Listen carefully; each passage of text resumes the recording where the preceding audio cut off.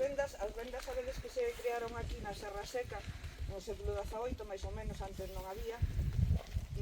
Non por o camiño de Santiago que hai agora, sino porque este camiño sempre foi moi importante, non só por o camiño de Santiago, sino por o camiño, sobre todo, dos segadores, que se chamaba, e bueno, dos arrieiros, e dos contrabandistas, e de todo tipo.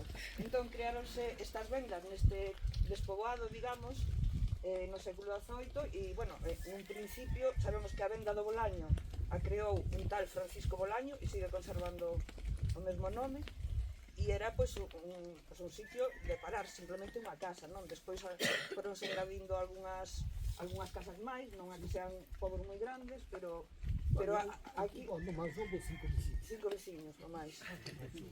Agora aquí hai esta casa de turismo rural que é do seu fillo, non?